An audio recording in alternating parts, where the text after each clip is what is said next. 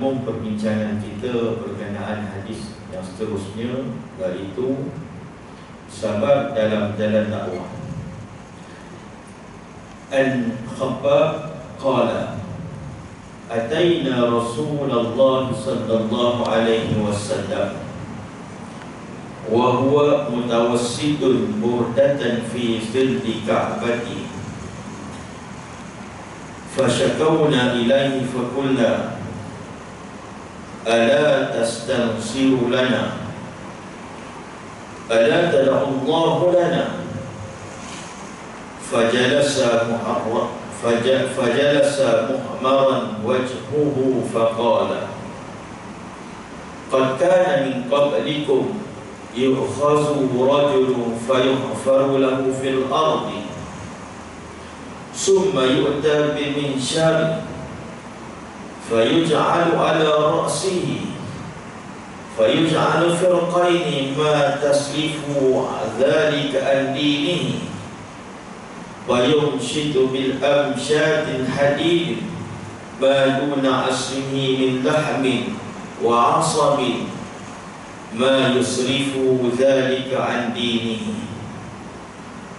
والله ليتمن الله هذا الأمر حتى يسير راكب ما بين الصنعاء وحضرموت ما يخاف إلا لله تعالى وزب على غنمه ولكنكم تعجلون. صدق النبي صلى الله عليه وسلم.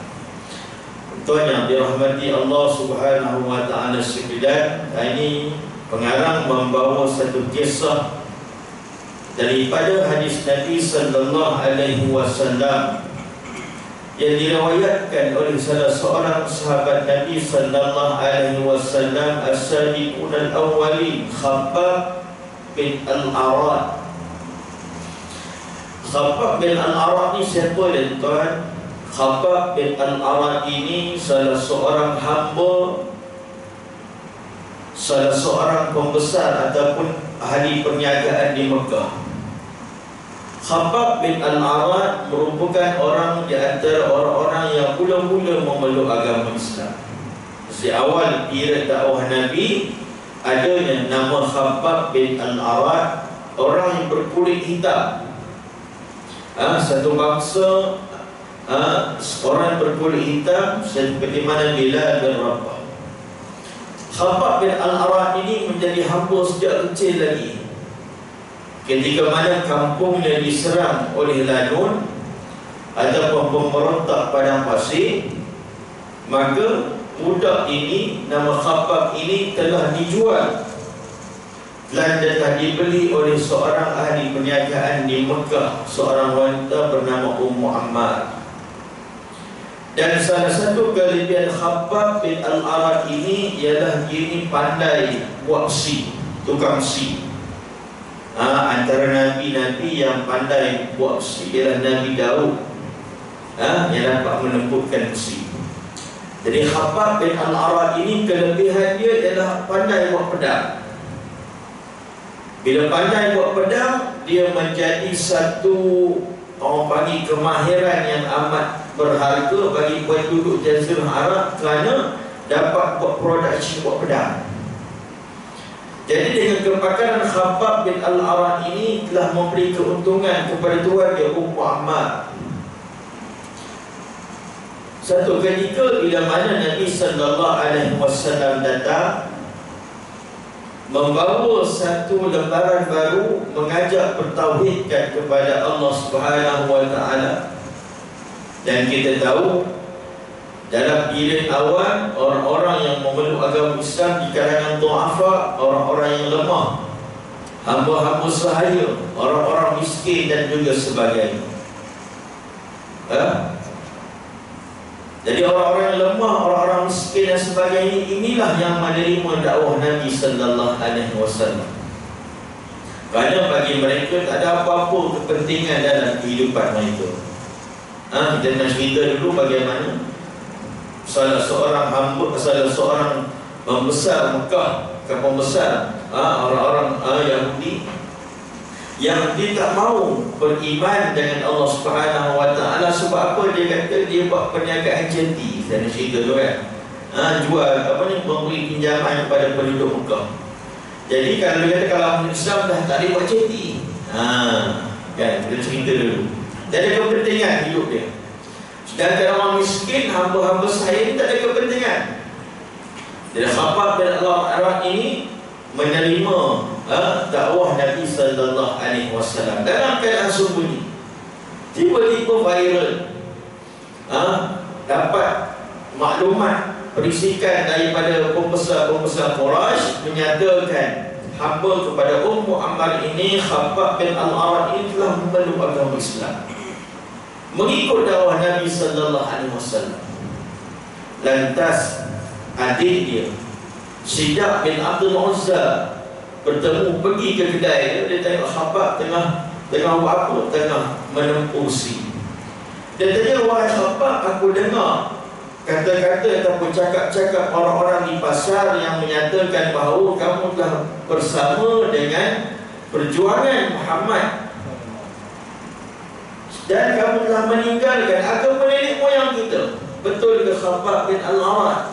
Khabbab, tuan-tuan, tanpa ragu-ragu menyatakan keimanan dia kepada Nabi sallallahu alaihi wasallam dan Allah Subhanahu wa taala, walaupun dia tahu ada harga yang perlu dibayar.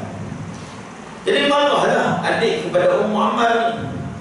Dia bagi tahu kepada kakak dia, pergi kedai, dia kata, wahai kakakku Ummu Ammar, kamu tahu tak, pekerja kamu tu yang dekat kedai tu, yang menempuh besi kamu tu, yang menjadi tonggak perniagaan kita itu, telah memeluk agama yang dibawa oleh Muhammad sallallahu alaihi wasallam.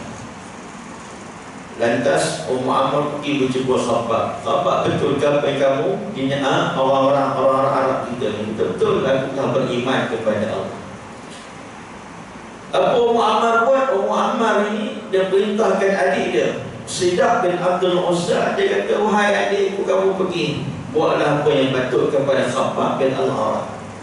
Apa siasaan dia, tuan?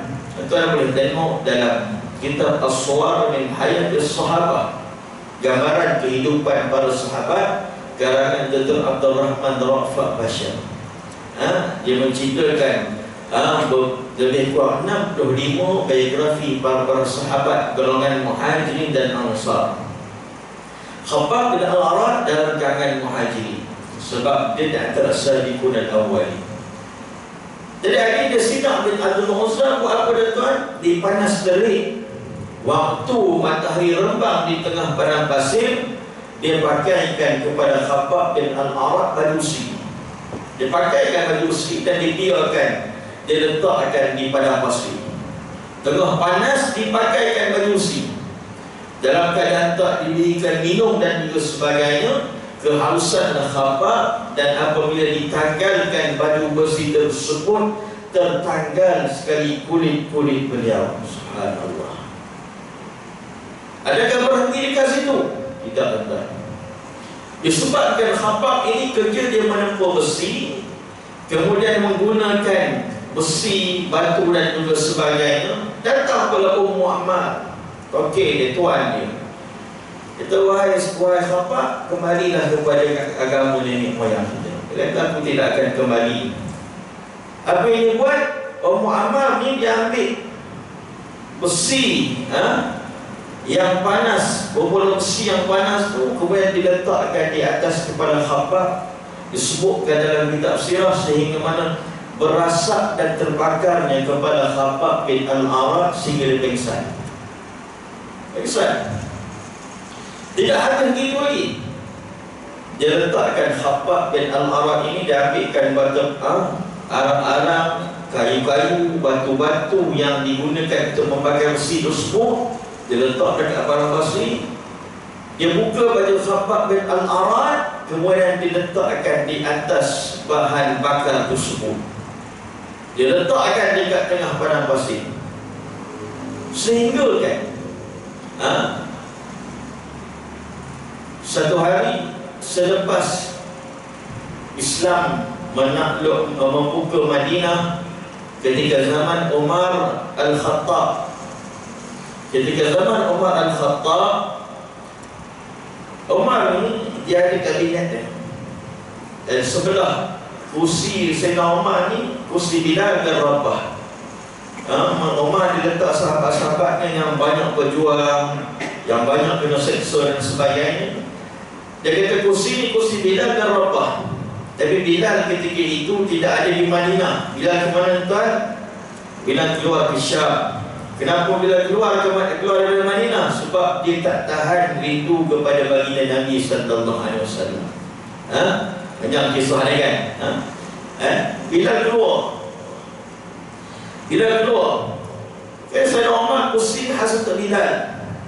Tetapi orang yang paling layak untuk menggantikan kursi Bilal ini Khabbab bin Al-Arat. Sebab Sayyidina Umar tahu hebatnya ujian yang berlaku kepada Khabbab bin Al-Arat.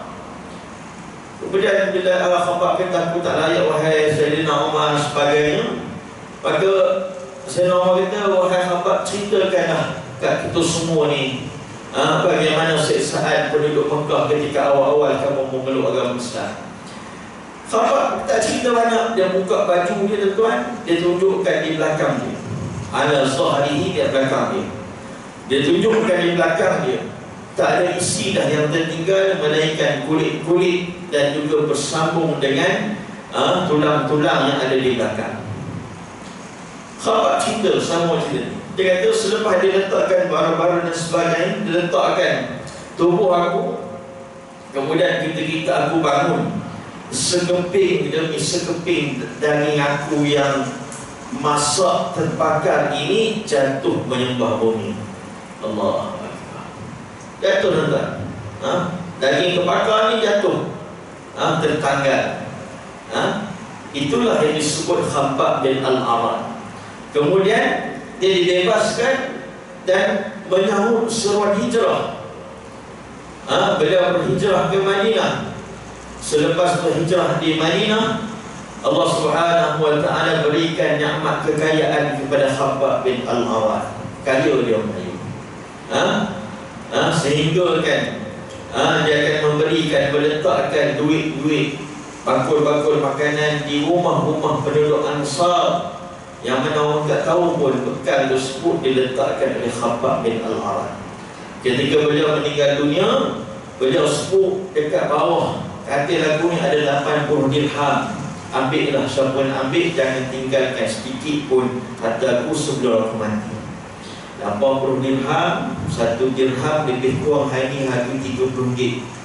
Dua kalilah, tak banyak pun harta dia.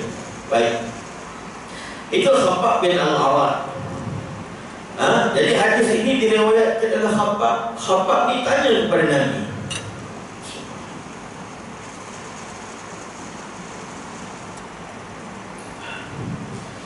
Gunyuk sikit kepala pening sikit.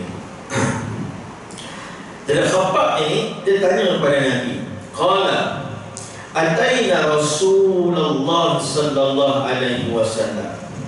Kami datang kepada Nabi sallallahu alaihi wasallam wa huwa mutawassidun burdatun fi zillatil Ka'bah. Dan Nabi dalam keadaan berbaring di bawah bayangan Ka'bah. Fakashawna ilaihi fakulna, maka kami mengadu kepada Nabi sallallahu alaihi wasallam. Siapa mengadu? Ketua dia Khabbab lah mengadu ni. Mengadu pada Nabi. Apa dia mengadu pada Nabi? Orang itu ni tak tahan kot datang mengadu pada Nabi. Ala tastansura lana, wahai Rasulullah. Dia tanya, apakah kamu tidak memohon, meminta bantuan daripada Allah untuk kami? Ala tad'ullahu lana, apakah kamu tidak berdoa untuk kami? Sahabat ni tanya, wahai Rasulullah, ala tastansir lana, wahai Rasulullah, kamu ni tak minta doa kepada Allah? Ala tad'ullahu lana, kamu ni tak munajat kepada Allah? Untuk apa? Untuk memudahkan perjuangan kita ni, untuk melepaskan segala siksaan kami ni. Sebab mereka dah tak tahan sangat dengan ujian. Mereka ni bertanya kepada Nabi.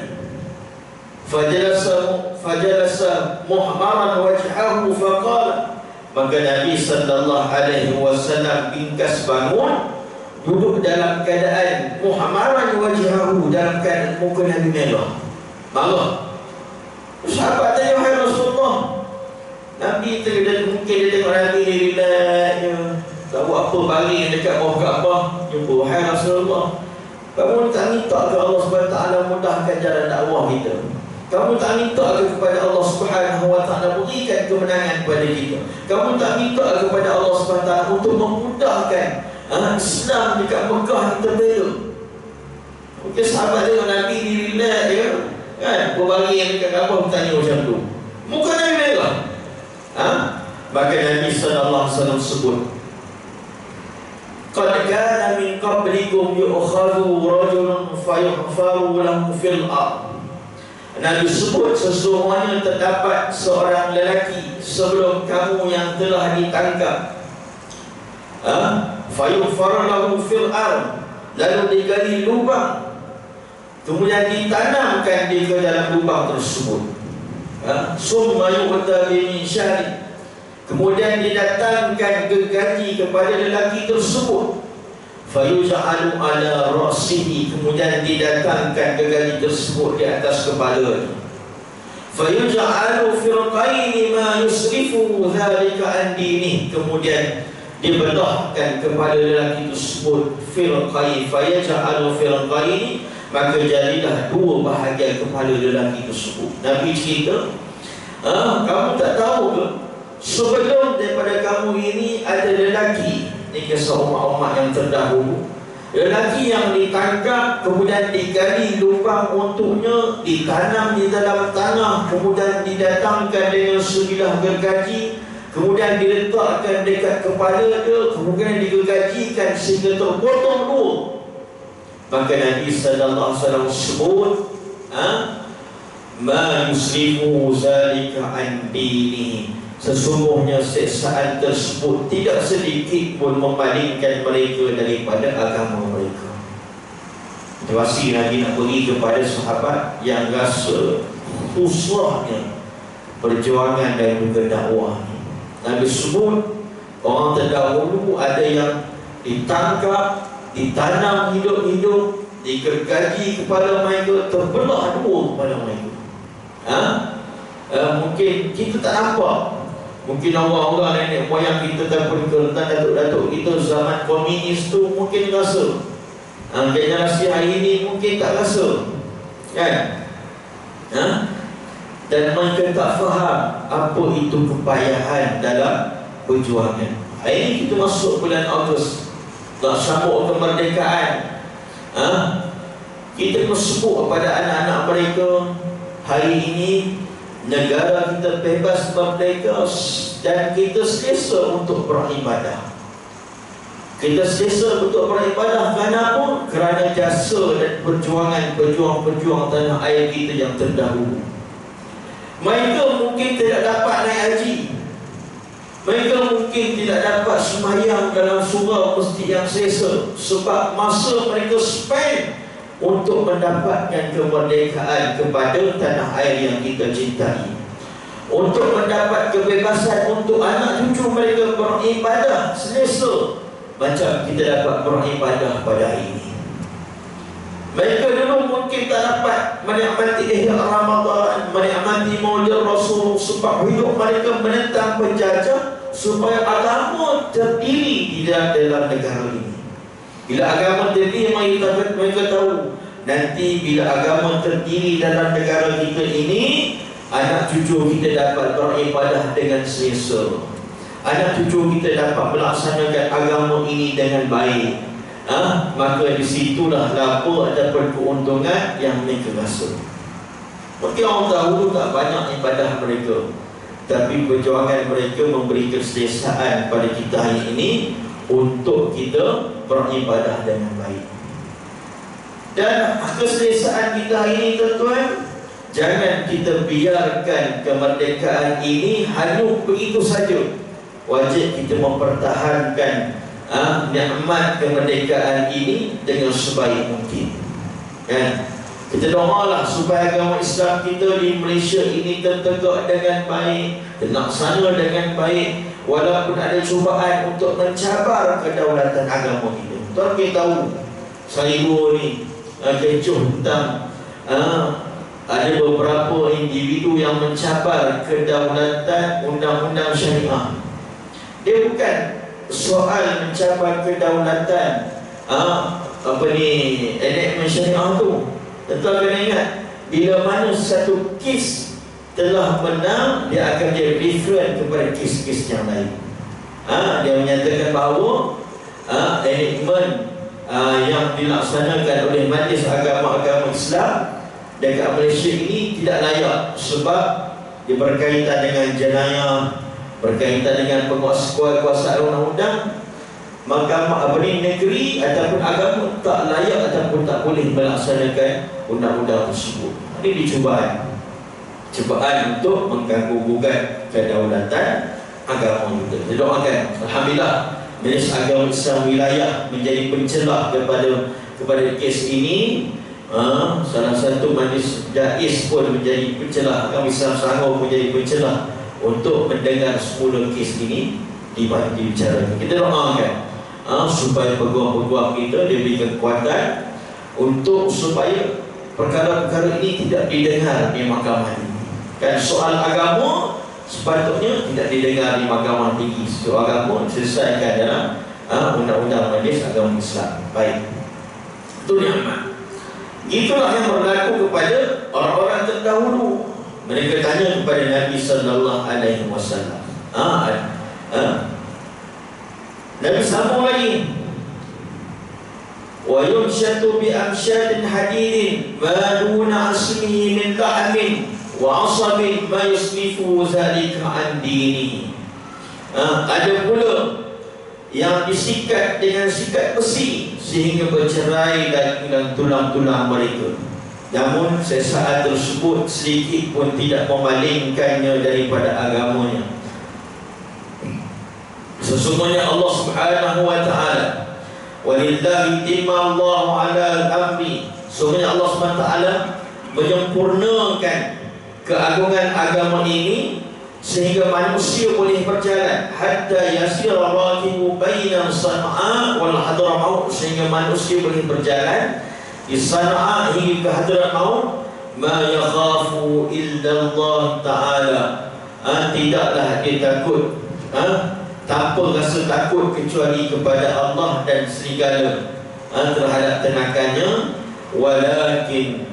Walakinnakum ta'jalun, tetapi kamu semua dalam golongan orang yang tergesa-gesa. Nabi sebut akan sampai waktunya Islam akan gemilang, sehingga seorang perempuan akan berjalan daripada Sana'a ke Hadramaut, tak ada teman melainkan dia tidak takut apa-apa melainkan Allah dan serigala. Maksudnya sampai satu ketika nanti kita akan merasai nikmat bernaung di bawah daulah Islamiyah. Kita akan bernaung daulah Islamiyah. Bila? Wallahu ta'ala alam. Bila kita tak tahu, mungkin perjuangan ini kita tak dapat rasa nikmat kemenangan dia. Mungkin anak cucu kita akan merasai nikmat kemanisan di bawah daulah Islamiyah. Seperti mana nenek moyang kita berjuang untuk dapat kemerdekaan hari ini dan kita dapat nikmat. Soalnya bukan bila, tetapi soalnya adakah kita bersama-sama menjadi mata rantai perjuangan yang ditinggalkan oleh Nabi sallallahu alaihi wasallam. Tapi yang disebut walakinnakum taj'alun, tetapi kamu ada sifat isti'jal, tergesa-gesa, cepat sangat nak menang. Cepat sangat nak menang. Kita ingat bagaimana perjanjian Sulh Hudaibiyah, kan? Perjanjian Hudaibiyah ketika mana Nabi sallallahu alaihi wasallam berada di Madinah, kemudian bermimpi menunaikan umrah, bertawaf di Baitullah. Kemudian Nabi bagi para sahabat yang siapkan kelengkapan dan juga binatang untuk dikorbankan, untuk dimakan, untuk kita pergi ke Mekah untuk menunaikan umrah. Dia sebut lebih kurang 1,400 orang sahabat bersedia untuk menunaikan umrah, sebab mereka dah lama dah tinggalkan kampung halaman, nak masuk umrah ni seronok sangat. Tetapi pergerakan mereka ini telah dihidu oleh pembesar Quraisy, maka dihalanglah mereka ini di satu tempat bernama Hudaibiyah. Kalau kita pergi umrah tu, pergilah Hudaibiyah, kemudian minum susu kita, tuan-tuan, dekat Hudaibiyah. Jadi berarti Hudaibiyah, berlakulah sulh Hudaibiyah, berlakulah perjanjian Hudaibiyah. Selepas dihantar Osman bin Affan untuk buat negosiasi, kata Osman, untuk berbincang dengan penduduk Mekah, mungkin bolehlah kita masuk Mekah sekejap. Tak boleh. Tiba-tiba mereka sekat Osman. Bila mana mereka sekat Osman, berlakulah yang disebut bai'atul ridwan. Bai'ah ni bai'ah apa tuan-tuan? Kita dengar bai'ah ni apa? Bai'atul ridwan ialah perjanji setia para sahabat untuk menuntut bela kepada kematian Sayyidina Osman. Kenapa? Mereka ni mendengar bahawa Sayyidina Osman telah dibunuh. Rupanya Sayyidina Osman tidak dibunuh. Jadi para sahabat dah berbai'ah dah. Bai'atul ridwan, berlaku bai'atul ridwan, hidup dan mati kita kena tuntut bela terhadap Sayyidina Osman bin Affan. Tuan, bila orang Islam ni bersatu dan juga menyatakan janji setia, dia akan memberi kegentaran kepada musuh-musuh Quraisy, musuh-musuh Islam. Bila orang Islam bersatu je, menyatakan mereka berbai'ah, mereka hidup dan mati, mereka akan buat apa yang dibai'ahkan. Wala mereka kepada Allah dan Rasul unlimited. Baik. Jadi berlakulah di antara balik Sayyidina Osman dalam perjanjian tersebut. Boleh tengok seolah-olah perjanjian tersebut bergerak sebelah. Kita nak urailah perjanjian tersebut. Marah Sayyidina Umar, marah. Sayyidina Umar marah sehingga mana para sahabat seolah-olah tidak bersetuju dengan pandangan Nabi. Tak setuju pandangan Nabi. Bukan bila baca sirah. Bila Nabi kata kita tak boleh pergi ke Mekah bulan tahun ini, tahun depan, Sayyidina Umar marah. Ya Rasulullah, bukankah agama kita agama yang betul? Bukankah kamu Rasul yang betul? Kenapa Allah tak bantu kita hari ini? Bukankah kamu telah berjanji bahawa kita akan pergi ke Mekah, kita akan melakukan tawaf? Bukankah berjanji? Nabi kata betul, aku berjanji kita akan tawaf, tapi aku tak kata bertahun ni.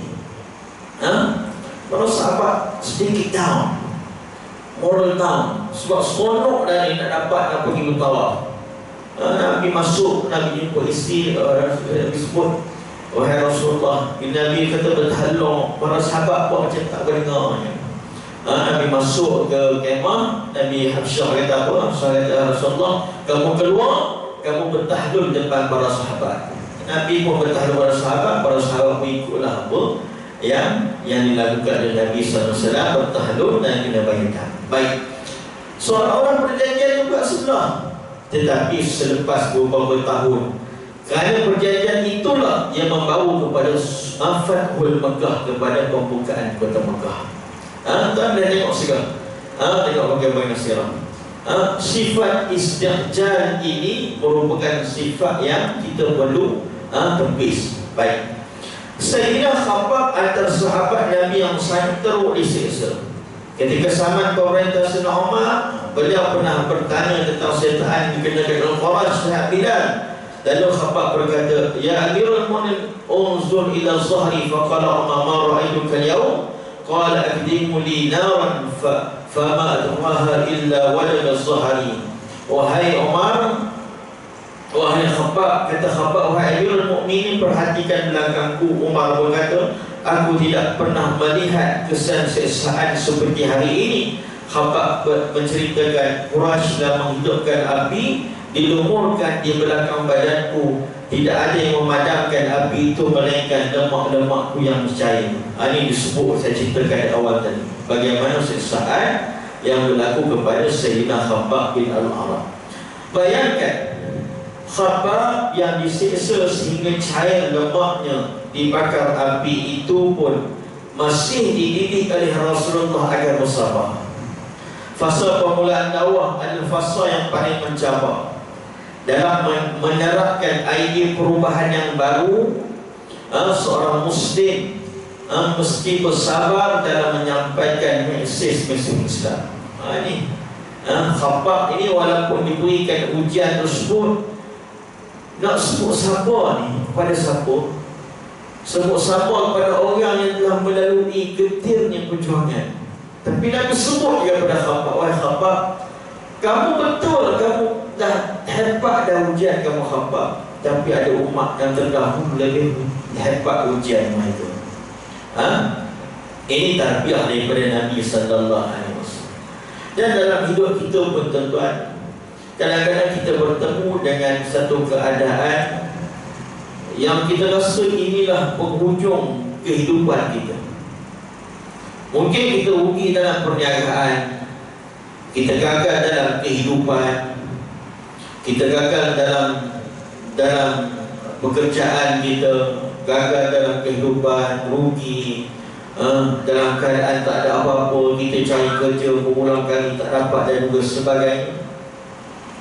Tapi ingatlah, ketika kita meletakkan kesabaran, Allah Subhanahu wa ta'ala akan gantikan nikmat tersebut dengan satu benda yang kita tidak mungkin bayangkan pada masa akan datang. Kita tengok hidup kita tuan, dalam keadaan hari ini, dalam keadaan hidup kita selesa ini, mungkin 10 tahun lepas, 20 tahun lepas, ada ujian-ujian dalam kehidupan kita. Masa kita berhadapan dengan ujian tersebut, kita sabar, kita hadapi ujian tersebut dengan penuh tawakal. Dan alhamdulillah, masa kita berhadapan dengan ujian tersebut, kita rasa this is end of my life, inilah penghujung kehidupan aku. Tapi alhamdulillah kita sabar dan kita dapat bertakwa dan duduk dalam keadaan yang selesa ini. Inilah nikmat kesabaran yang Allah Subhanahu wa ta'ala didik kepada umat-umat Islam. Tekanan fasa awal dakwah pada hari ini lebih menjurus ke arah cara pemikiran dan ideologi. Para pendakwah harus tabah berhadapan dengan cabaran memahamkan masyarakat akan kerosakan arus pemikiran yang menanggalkan Muslim dari akidah mereka.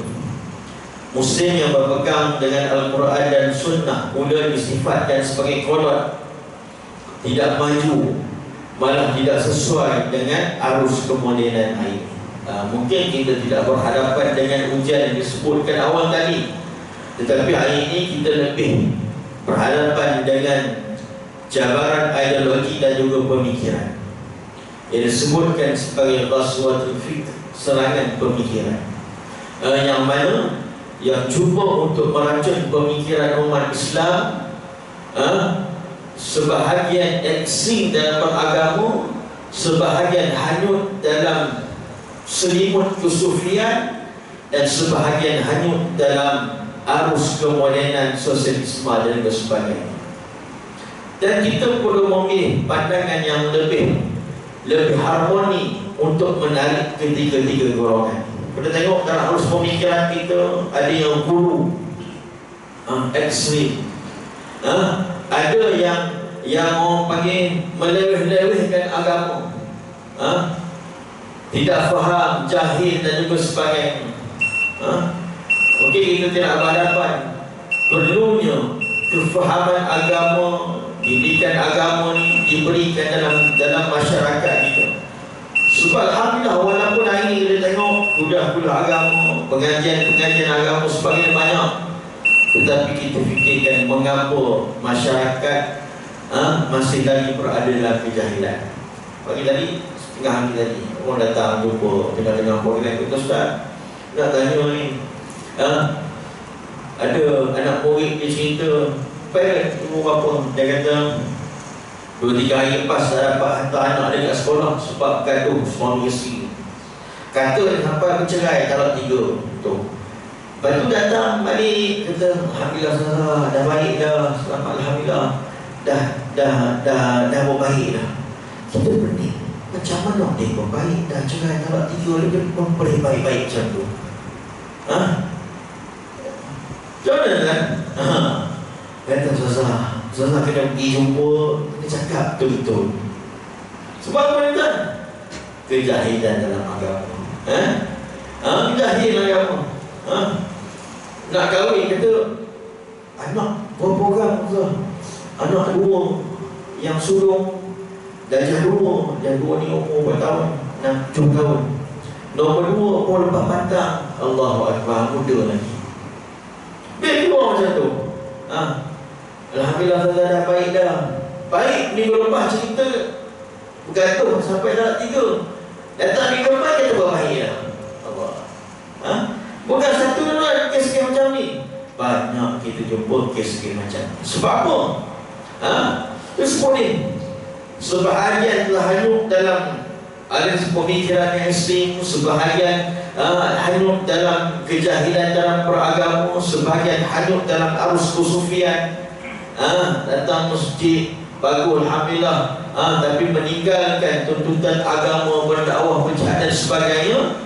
Inilah yang berlaku, dan masyarakat yang berada dekat tengah-tengah tergapai-gapai tanpa bimbingan dan juga panduan daripada ummah. Inilah disebut sebagai qaswatun fikri, serangan pemikiran. Sehingga mana kalau kita berpegang pada agama dianggap sebagai kalau tidak maju dan juga tidak sesuai dengan arus kemodenan hari ini. Wallahu ta'ala alam.